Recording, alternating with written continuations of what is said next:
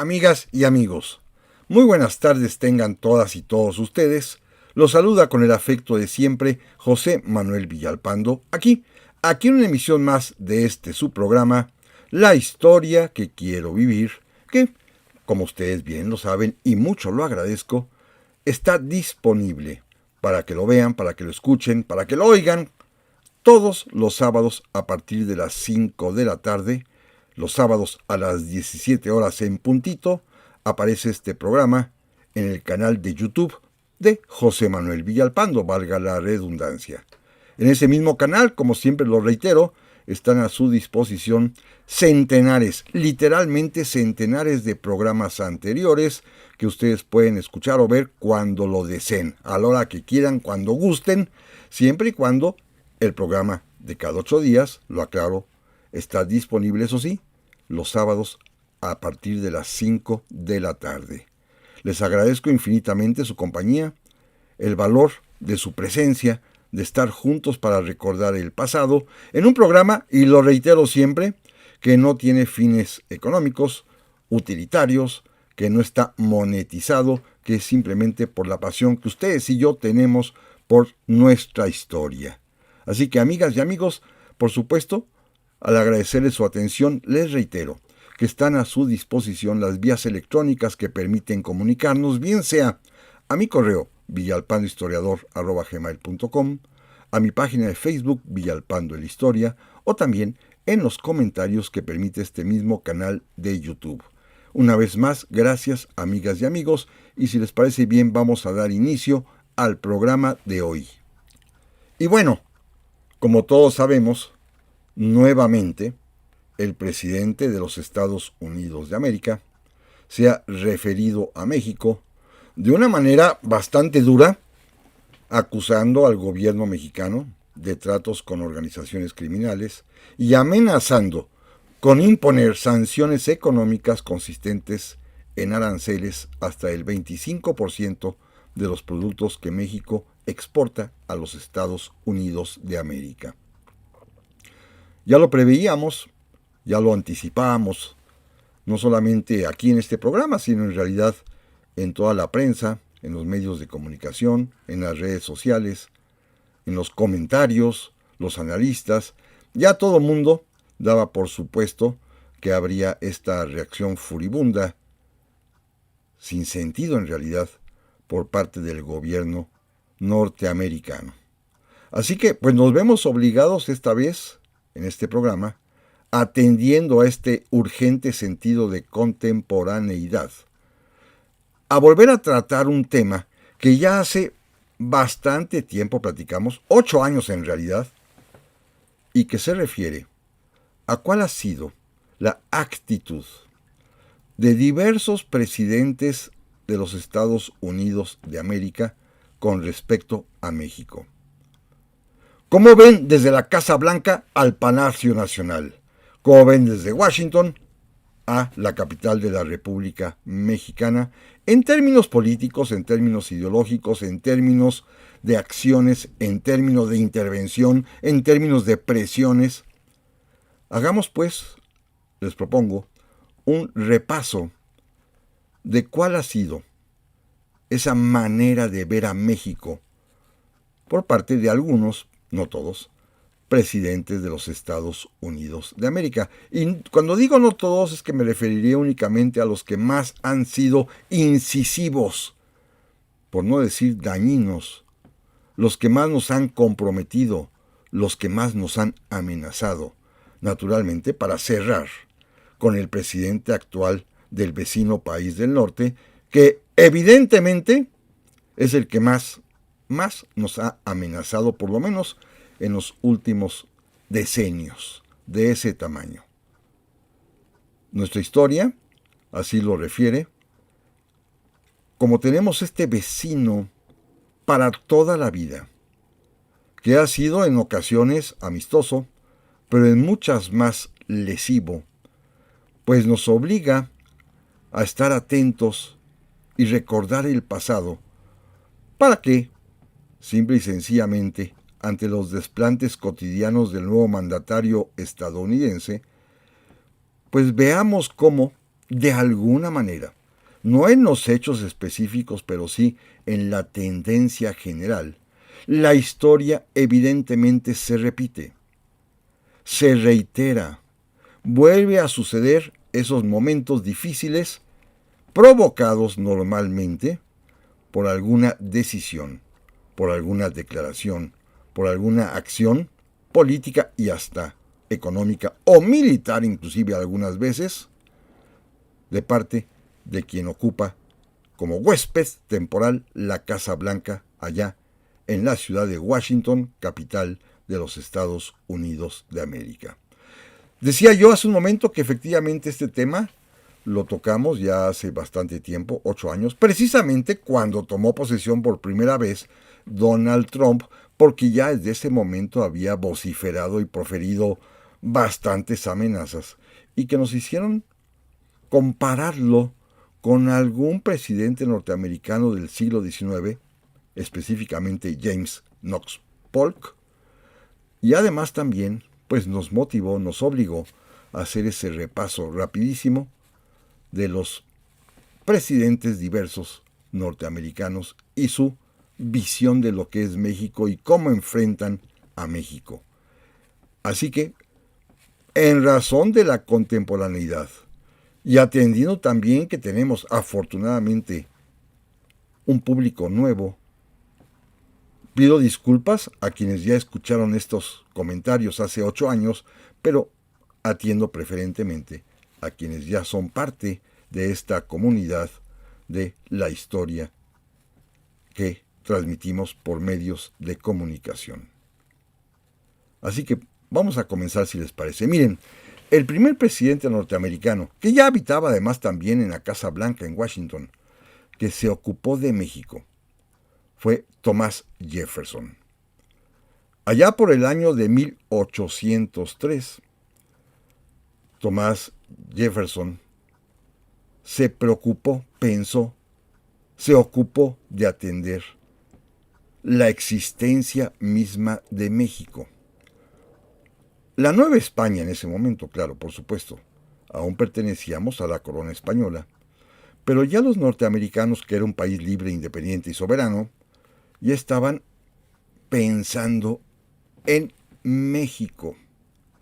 De distintas maneras, Primero, y lo he platicado ya en diversas ocasiones, Thomas Jefferson recibió, allí en su ciudad, Washington, la visita del famoso viajero alemán Alejandro de Humboldt, que retornaba a Europa después de haber pasado una larga temporada en Sudamérica y más larga aún en México, en donde, gracias a sus conocimientos científicos, geográficos, económicos, matemáticos, logró hacer una serie de tablas con informes específicos de la riqueza mexicana, pero también dibujó mapas muy completos de lo que era entonces la Nueva España. Y Jefferson, que era además un paleontólogo, cuando llegó a Estados Unidos, Humboldt se interesó en visitar al presidente Jefferson, fíjense, por sus afinidades en la búsqueda de restos óseos, fósiles y animales prehistóricos, porque Jefferson también era un aficionado a esta ciencia. Así que Jefferson lo recibió muy gustoso, pero cuando el presidente norteamericano se enteró de que Humboldt venía de México, de la Nueva España, pero que además había levantado una serie de tablas económicas con los recursos y las riquezas y la cantidad de producción que había en nuestro país, y cuando además supo que portaba mapas completos de la Nueva España, pues se engañó a Humboldt, lo sedujo en el término cultural para que le prestara sus documentos, para que le facilitara sus mapas, y mientras los oficiales del ejército norteamericano los copiaban, tanto las tablas como los planos cartográficos, Jefferson se dedicó a atender a Humboldt, a pasearlo Y ya cuando terminaron, pues ya lo despidió muy amablemente, y Humboldt se retiró de Estados Unidos sin saber que había dado una información importantísima al presidente norteamericano, que a partir de ahí, al observar las tablas económicas de la riqueza novohispana, al mirar con detenimiento los mapas, fue cuando vislumbró lo que hoy conocemos como la teoría del destino manifiesto, y que se refiere a esa, pues, propensión de los Estados Unidos de América a creerse elegidos por Dios para a partir de ahí ocupar, explotar el territorio vecino, en ese entonces de la Nueva España, que será después México. La primera acción que tiene Thomas Jefferson con la información que obtuvo de Humboldt fue enviar la famosa expedición de Lewis y Clark, un par de oficiales del ejército de los Estados Unidos de América, a quienes les ordenó, siguiendo estos mapas que le había proporcionado Humboldt, que viajaran hacia el oeste, cruzaran todo lo que era entonces el norte de la Nueva España, para que fueran a comprobar lo que en los mapas aparecía como una gran bahía, como un enorme puerto natural que resultaba ser importantísimo para los intereses económicos norteamericanos, desde donde comerciar hacia el oriente, pero además conocer toda esa tierra que eran en realidad casi llanuras y montañas, para comprobar que estaba casi deshabitada y que era precisamente el escenario que Dios había dispuesto para ellos para que se expandieran. Y Lewis y Clark cumplieron con su misión y llegaron efectivamente hasta la bahía de San Francisco, donde allá había una pequeña población novohispana. Regresaron con estas noticias y, por supuesto, Thomas Jefferson corroboró su visión del destino manifiesto. E hizo algo además también, materialmente hablando, porque es el primero que va a acrecentar el territorio original de los Estados Unidos de América, que estaba formado por aquellas 13 colonias que son las que se independizan de Inglaterra. Jefferson es el primero en hacer crecer su territorio, cuando le ofrece a Napoleón Bonaparte comprar el territorio de la Luisiana. La Luisiana, que había sido originalmente francesa allá en el siglo XVI y XVII, que durante todo el siglo XVIII pasó a poder de España, y que, como ya sabemos, en el año 1800 el rey Carlos IV español se la cedió, se la regaló a Napoleón Bonaparte, y como Napoleón no sabía qué hacer con ella y no le servía de nada, y necesitaba dinero, pues aceptó la oferta de compra que le hizo el presidente Thomas Jefferson y adquirió la Luisiana, partiendo con ello la parte costera de la Nueva España que rodea el Golfo de México, como lo platicamos hace algunas semanas. Con esto, la Luisiana se separaba Florida de Texas, y ya era un primer paso, pero muy importante, que los Estados Unidos dieron para asegurar un nuevo territorio e iniciar a partir de él su expansión territorial. Y años después, más adelante, ya en 1819, cuando es presidente de los Estados Unidos de América, James Monroe, es cuando se dicta la famosísima Doctrina Monroe, que tiene que ver con aquel dicho de que América para los americanos, en este juego de palabras que ellos malentienden, porque Monroe se refería a que el continente europeo no tenía por qué estar presente en el continente americano, interfiriendo, ocupando territorios. Simple y sencillamente América, pero todo el continente era para nosotros los americanos. Claro que ellos, en ese lenguaje que utilizan la equivalencia de América para su propio país. América es ellos, aunque América seamos todo el continente. Ya saben que esto del problema de las nomenclaturas se les da bastante a los norteamericanos. Vimos ya el caso hace poco del Golfo de México. También comentábamos cómo llaman al río Bravo para nosotros, Río Grande del Norte para ellos. Y así sucede también con este término bastante esquivo de América. América es todo un continente, pero América también es como ellos a sí mismos denominan a su país. Quizás pronto también veamos un decreto en el cual prohíben el uso de América para todos los demás países que estamos al sur del río Bravo y al norte en Canadá. No lo dudaría ni tantito. Pero bueno, James Monroe lanza esta famosa doctrina de América para los americanos, pero sobre todo tiene pues una importancia fundamental, porque en ese año de 1819, deseoso de continuar la expansión territorial de los Estados Unidos de América, le ofrece a España la compra de la península de la Florida. Evidentemente, para ese momento ya las tropas norteamericanas al mando del general Andrew Jackson ya habían invadido la Florida con el pretexto de perseguir a los indios seminolas. Y cuando James Monroe le ofrece al rey de España, ya Fernando VII, la compra de la Florida, pues el rey de España se encuentra en realidad ante un hecho consumado,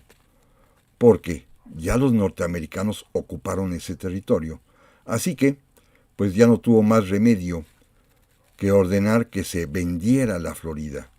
a través del tratado Adams-Onís. Adams, el nombre de John Quincy Adams, que era el secretario de Estado, y Alejandro de Onís, que era el embajador de España en Washington, firman este tratado que tiene una importancia capital porque primero, por medio de él, España vende a la Florida a los Estados Unidos de América. Y segundo, más importante aún, porque establece cuáles serán los límites a partir de ese momento de la Nueva España, que ya perdimos para ese momento la Luisiana y ahora Florida. Así que quedarán las provincias del norte novohispano, que son Texas, Arizona y Nuevo México, de la cual formaban parte Nevada y Colorado, y California. Se establecen los límites de esas provincias y España y Estados Unidos acuerdan supuestamente respetarlos. Todo esto ocurre, repito, bajo el gobierno del presidente James Monroe. Con él se firma este tratado, que repito, además de perder Florida, fijó los límites entre el norte de la Nueva España y los Estados Unidos de América. Pero para 1822-23, ya México siendo un país independiente, el propio presidente James Monroe envió como embajador primero al Imperio Mexicano y después a la República Mexicana al famoso Joel Robert Poinsett, el enviado diplomático norteamericano, que a cambio de ofrecer el reconocimiento tanto a Iturbide primero como a la República Federal presidida por Guadalupe Victoria después, le interesa y pide un nuevo tratado de límites, porque los Estados Unidos consideran que el territorio del norte de México ya para ese momento, deshabitado, pues merece ser trabajado, merece hacerlo productivo. Y propio Poinsett, tanto a Iturbide como a Victoria, les ofreció, y las palabras son textuales de él, límites más ventajosos para ambas naciones, porque México no puede poblar ni colonizar el norte, ni tampoco trabajarlo, y Estados Unidos está ávido de hacerlo progresar, porque ellos en el Destino Manifiesto consideran que si Dios les otorgó ese poder de adquirir territorio, es para trabajarlo, para hacerlo producir. En ambos casos, tanto Iturbide como Guadalupe Victoria, por supuesto, rechazaron este pacto que ofrecía Joel Robert Poinsett de un nuevo tratado de límites entre ambas naciones, Pero se quedaron los norteamericanos ya con un poquito la gana y la curiosidad y la herida abierta, porque es en ese momento cuando se traza un mapa allá en la ciudad de Washington bajo el gobierno de James Monroe, en el cual ya claramente se percibe que ellos tienen interés en adquirir los territorios de Texas, de Arizona y Nuevo México, de California, porque están poco poblados. Consideran los norteamericanos, y así lo expresó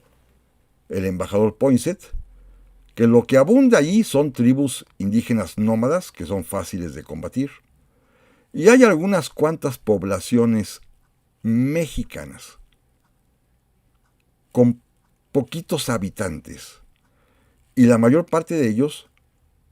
criollos blancos, y que ellos serían fácilmente asimilables. Así que trazaron un mapa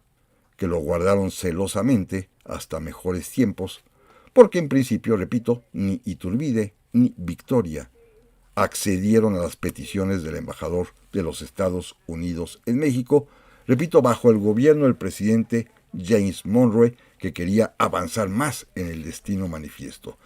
Este hombre, Monroe, es un presidente sumamente importante porque además de sus principios, su doctrina, pues adquirió la Florida, repito, e intentó adquirir por vía de un tratado, comprándonos los territorios del norte de México, particularmente Texas,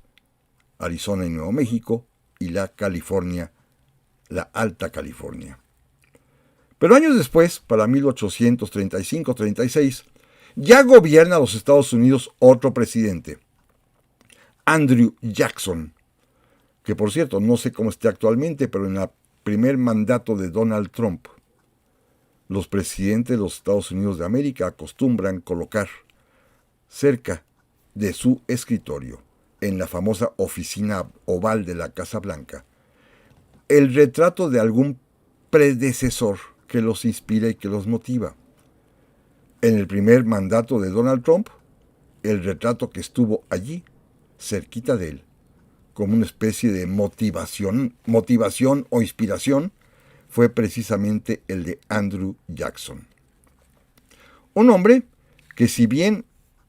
no acrecentó el territorio de los Estados Unidos, sí en cambio se convierte en un instrumento del destino manifiesto, porque es quien apoya, promueve, financia, todo a escondidas, la famosa independencia de Texas. Le encomendó a su amigo Samuel Houston el encargarse de esta aventura, y si bien Texas se va a declarar independiente,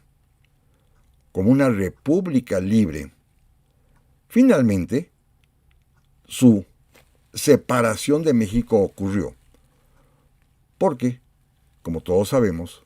los colonos norteamericanos se colaron literalmente con trampas, ya habíamos platicado, mediante el recurso de volverse católicos y exhibir una fe de bautismo que en realidad demuestra un hecho canónico, pero que ellos jamás cambiaron de fe, porque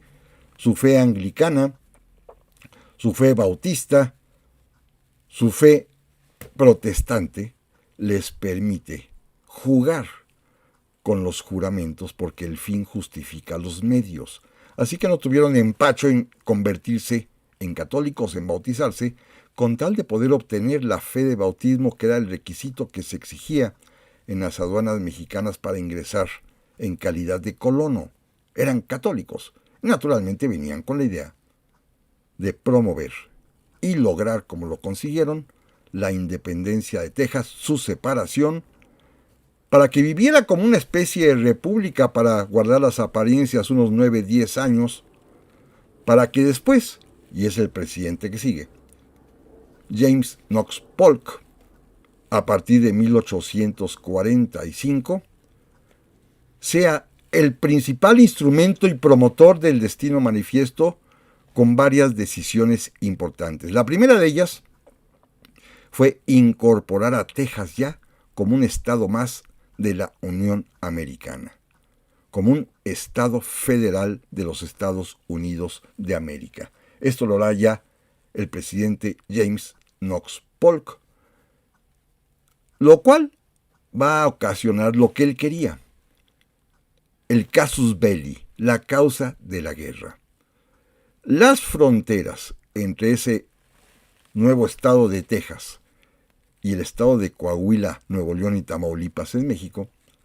según los mapas antiguos estaba en el río Nueces,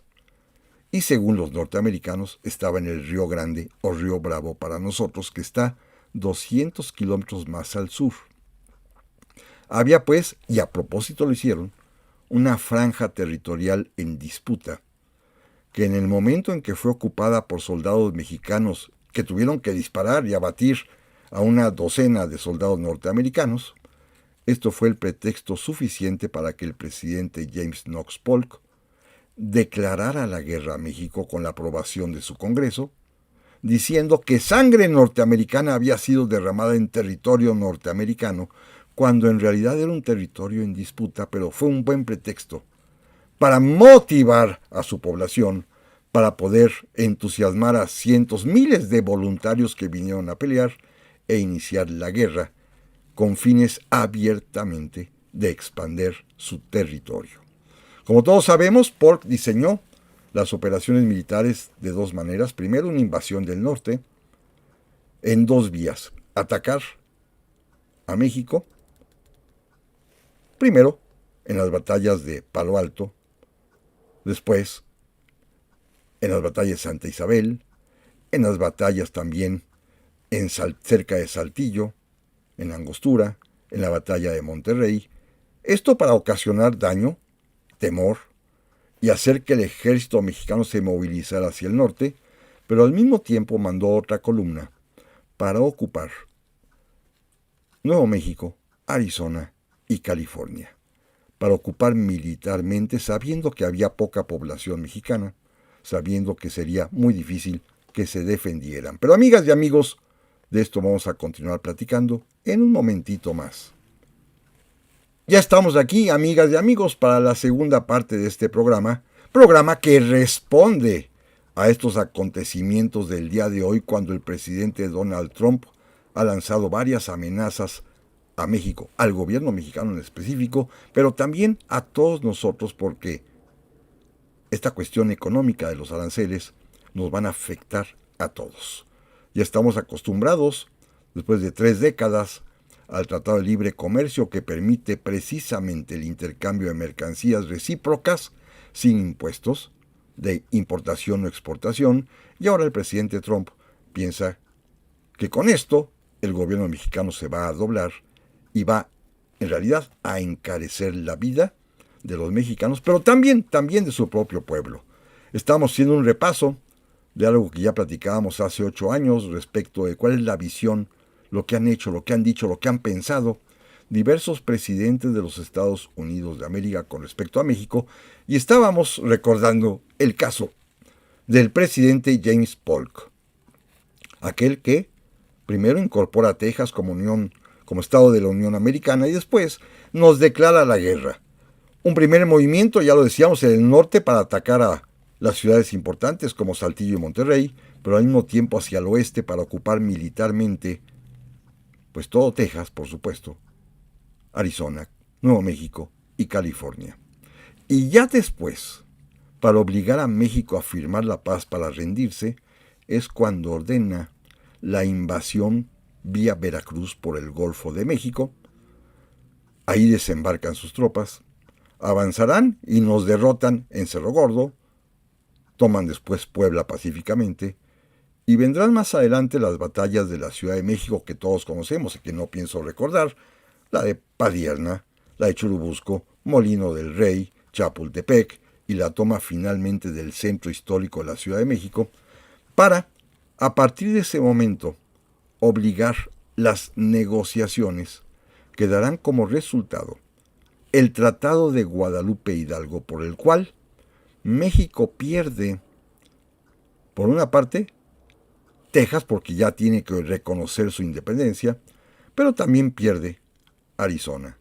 Nuevo México, Colorado, Nevada y la Alta California, parte de Utah, parte de Arkansas, que era todo el norte de nuestro país, más de 2 millones de kilómetros cuadrados que son vendidos oficialmente al gobierno de los Estados Unidos a cambio de 15 millones de dólares. Lo importante es que perdimos el territorio. Y con esto, el presidente Polk pues pudo culminar la obra de expansión territorial a costa de México, que había sido planteada desde el año de 1803 y que, con la firma de este Tratado de Guadalupe Hidalgo en 1845, pues se convierte ya en una realidad. Después tendrán otros intentos para poder crecer territorialmente. Ahorita platicaremos de ellos. Simplemente déjenme decirles que quizás el más exitoso presidente norteamericano que tiene que ver con la aplicación de los principios del destino manifiesto que, insisto, en el que ellos creen porque piensan que Dios les dio el derecho de ocupar esos territorios, fue el presidente Polk. Hace 8 años hacíamos una comparación de sus dichos, de sus discursos, de sus palabras, haciendo un juego de espejo con las palabras, los dichos, los discursos del presidente Donald Trump en su primer mandato. Hoy, pues ya va mucho más allá y ha superado inclusive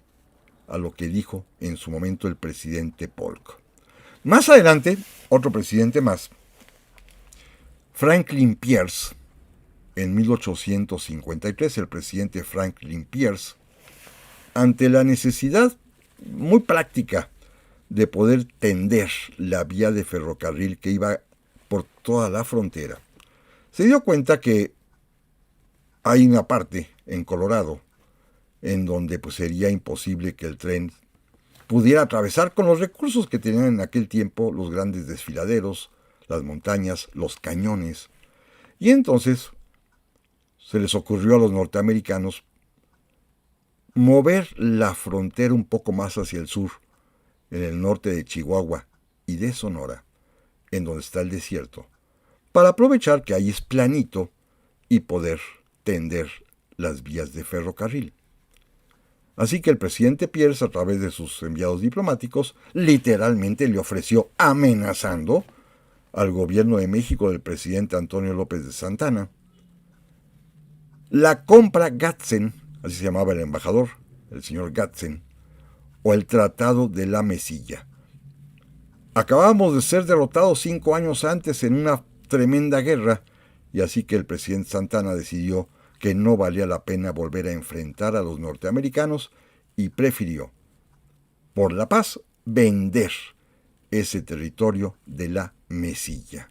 Será, en realidad, este pequeño tramo una última expansión territorial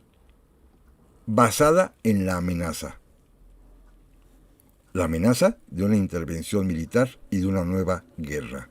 Y México, pues, tuvo que doblar las manos, como se dice. Después vendrá el presidente James Buchanan, que es otro hombre que todavía sueña con la expansión territorial. A él, en el año de 1858 a 1859, se le ocurre ofrecer negociaciones con el gobierno liberal del presidente Benito Juárez, que se encontraba en ese momento en plena guerra de reforma aquí en México, y el gobierno de Juárez se hallaba refugiado en el puerto de Veracruz. Hasta ese lugar llegó el embajador norteamericano Robert McLean a entrevistarse con el ministro o secretario de Relaciones Exteriores de México, Melchor Ocampo, y plantear un acuerdo que, hay que decirlo con claridad, al gobierno de Juárez le urgía porque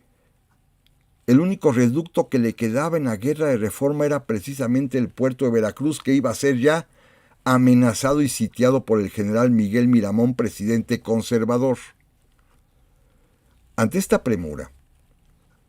el gobierno del presidente Juárez, y hay que decirlo con toda claridad, cedió a las peticiones norteamericanas. Todo a cambio de la ayuda militar que pudieran dar los Estados Unidos de América. Firmaron entonces el famosísimo Tratado McLean-Ocampo, un tratado de infausta memoria para México, el cual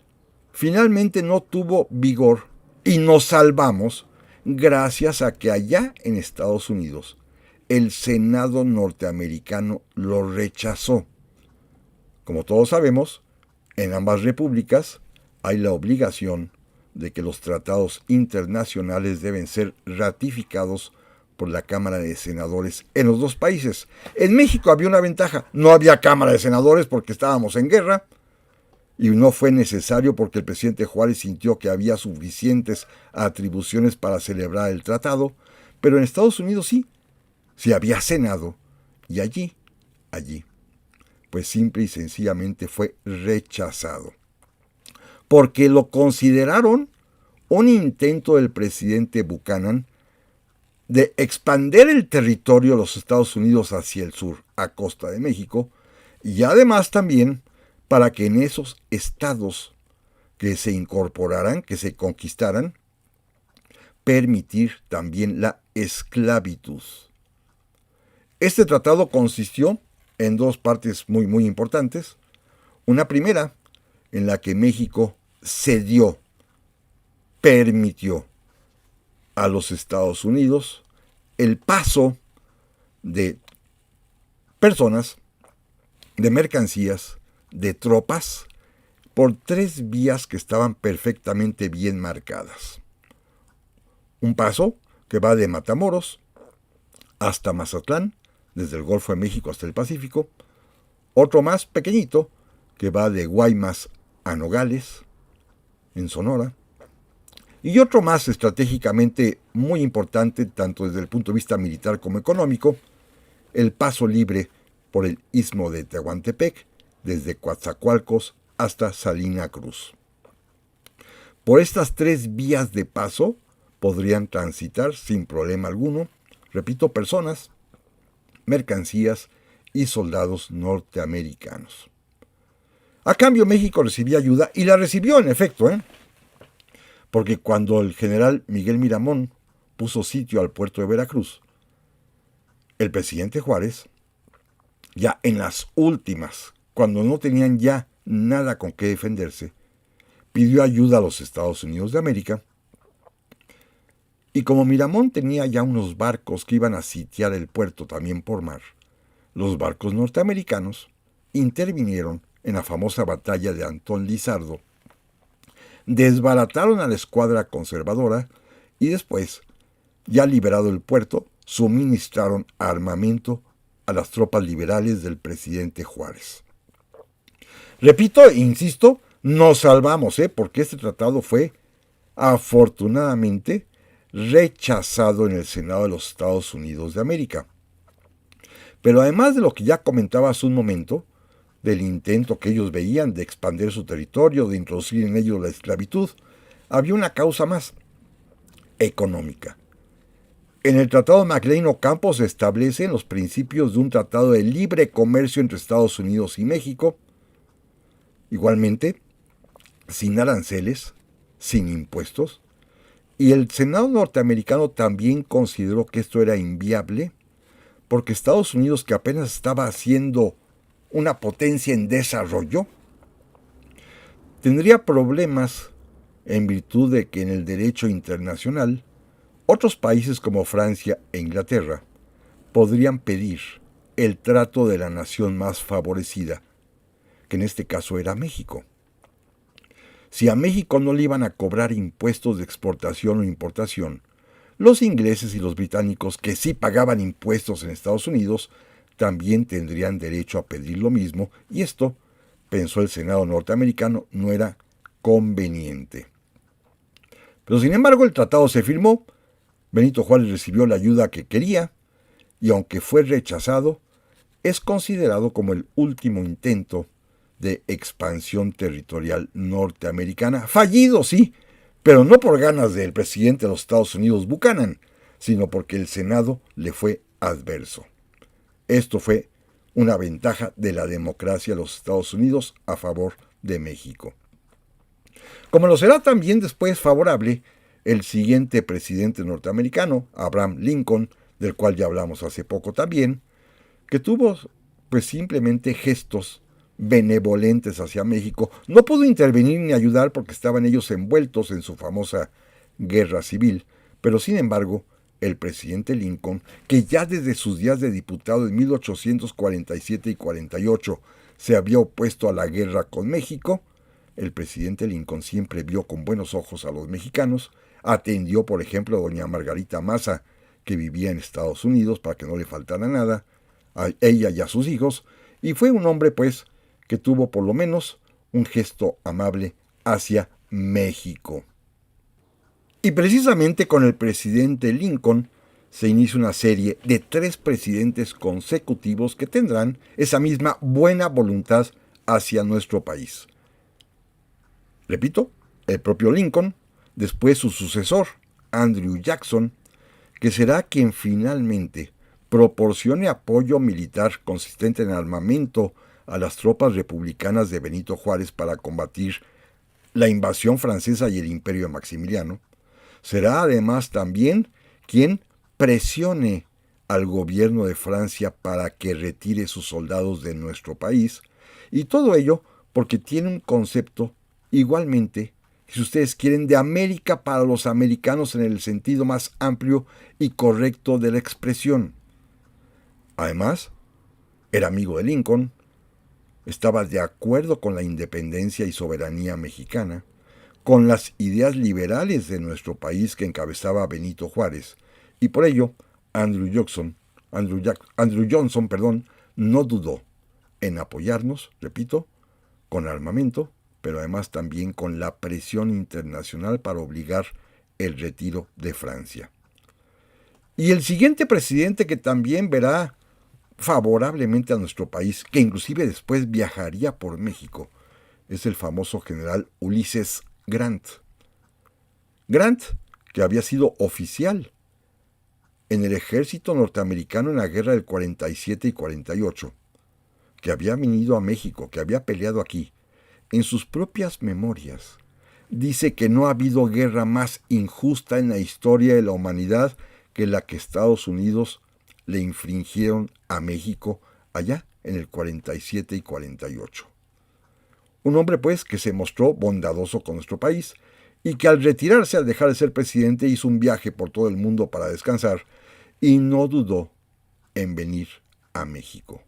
No dudó en visitar nuestro país. Es el primer presidente, en este caso ya expresidente de los Estados Unidos de América,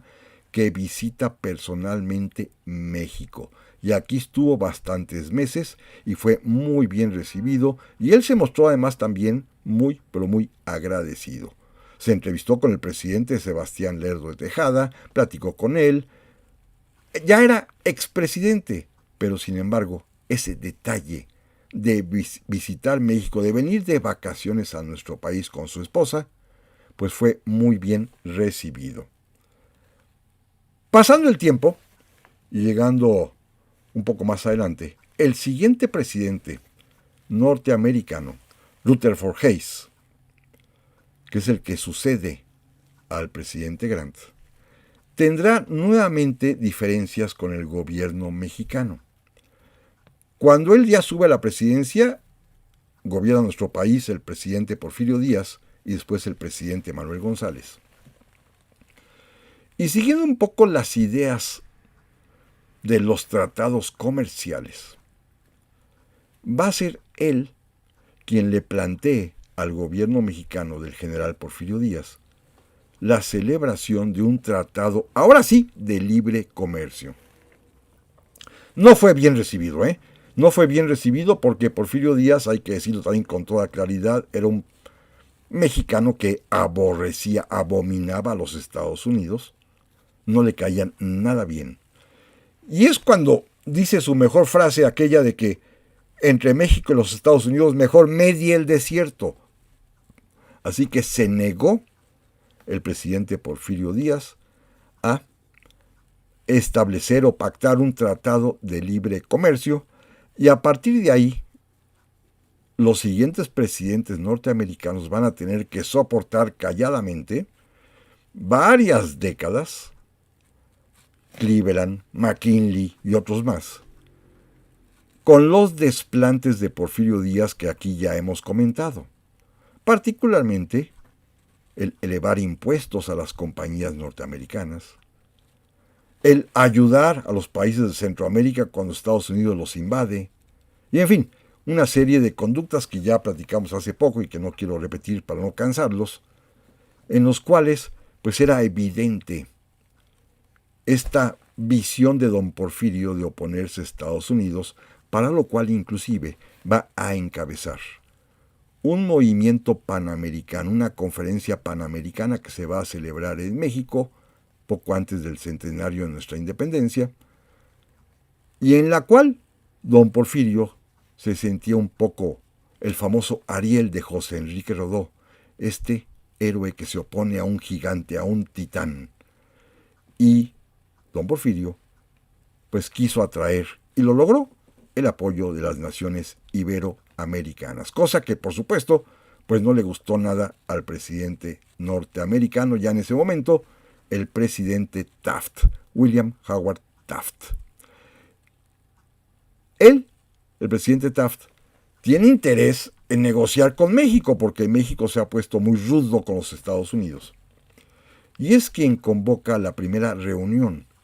que sostendrán presidentes de ambas naciones. La primera reunión oficial. Ya había habido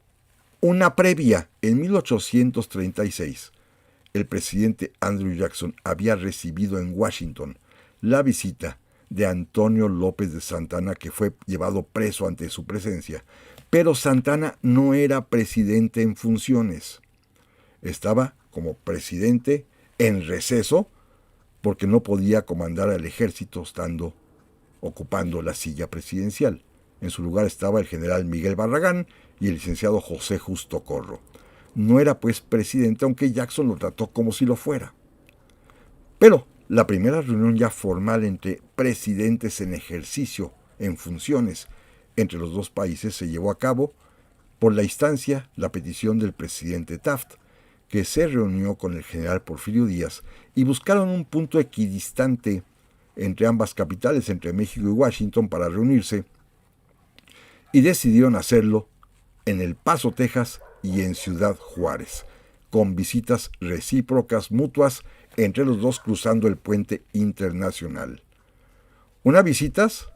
y unas negociaciones y unas pláticas que no condujeron a nada porque, también lo hemos comentado, el presidente Taft traía una lista de reclamos, como haber incrementado los impuestos a las compañías norteamericanas, el haber incrementado el derecho del agua a los ribereños norteamericanos del río Nazas allá en la laguna en Durango,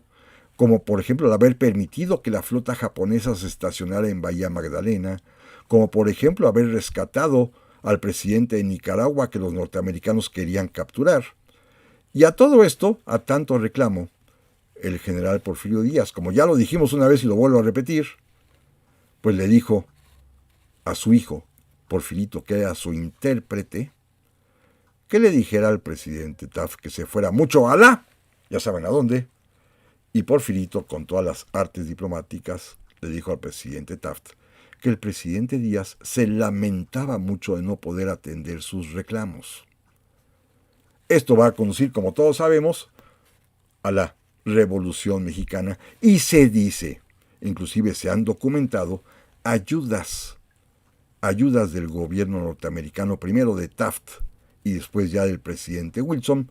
a la causa revolucionaria. Por lo menos, los agentes de la revolución pudieron andar libremente en los Estados Unidos de América, comprando parque, comprando armamento.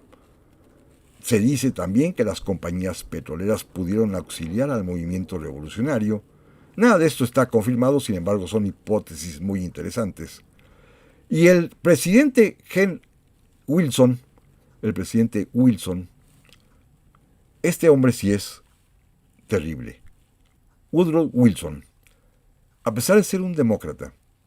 es quien ordena, como lo platicábamos en el capítulo de la semana anterior, un par de intervenciones militares en México. La primera en Veracruz, en 1914, cuando desembarcan las tropas norteamericanas en el puerto y suceden aquellos acontecimientos de los niños héroes de la Escuela Naval, José Azueta y Virgilio Uribe, todo con la finalidad de intervenir para impedir que llegara un cargamento de armas de Alemania a favor de Victoriano Huerta. Es decir, al parecer estaba actuando a favor de Venustiano Carranza. Pero después también ya vimos, ya lo hemos platicado, en 1916, cuando Pancho Villa ataca a la población de Columbus, el presidente Wilson no tiene empacho en ordenar que las tropas norteamericanas ingresen a territorio mexicano en su persecución. Un presidente, pues, que será el último que ordene acciones militares en contra de México. Este será el presidente Wilson. Pero poco a poco cambia ya la manera de presionar. Ya deciden los norteamericanos que basta de intervenciones militares. Y el siguiente presidente de los Estados Unidos de América, Calvin Coolidge, es un presidente importantísimo desde el punto de vista de la presión económica que sometió a nuestro país, porque gobierna en los días en que a México lo preside el general Álvaro Obregón, que está necesitadísimo de crédito internacional, que le urge además comprar armamento moderno y que para obtener recursos requiere fundamentalmente la aprobación, el visto bueno del gobierno de los Estados Unidos de América por la vía de lo que se llama diplomáticamente el reconocimiento oficial. Y para conseguirlo, fue capaz Álvaro Obregón de aceptar las peticiones del gobierno del presidente Calvin Coolidge, que quedaron plasmadas, tema que también ya hemos platicado. Repito, hoy es un programa que incluso muchas cosas ya las hemos dicho, pero vale la pena verlas en conjunto, en secuencia, para poder apreciar lo que está sucediendo hoy en día. Calvin Coolidge planteó al gobierno de Álvaro Obregón la firma, la suscripción de los famosísimos tratados de Bucareli, que se firman allá en 1924, y por los cuales México se compromete primero a no aplicar su constitución política, la de 1917, y no expropiar las propiedades agrarias que eran o pertenecían a ciudadanos de los Estados Unidos de América, que había muchas, sobre todo en el norte del país, en donde ya los norteamericanos se habían trasladado aquí para sembrar fundamentalmente algodón, porque la mano de obra mexicana le salía más barato que la mano de obra negra de los antiguos esclavos. Así que el gobierno de Obregón se compromete a no expropiar las propiedades agrarias de norteamericanos. También se compromete a no expropiar las compañías petroleras que explotan ese recurso petrolífero del subsuelo mexicano que es de la nación según la Constitución del 17. Obregón se compromete a no expropiar. Y por último, también, como lo platicamos en su momento, México se compromete a que por 50 años no va a fabricar bienes de industria pesada metalmecánica, lo cual va a impedir un desarrollo natural de los mexicanos y nos va a obligar por 50 años a comprar aviones, a comprar segadoras, a comprar automóviles, a comprar todo tipo de maquinaria de los Estados Unidos de América, porque así lo marca el Tratado de Bucareli del presidente Calvin Coolidge. Amigas y amigos, la próxima semana vamos a continuar con este apasionante tema y mientras tanto, primero Dios, aquí nos vemos, pásenla muy bien y hasta la próxima.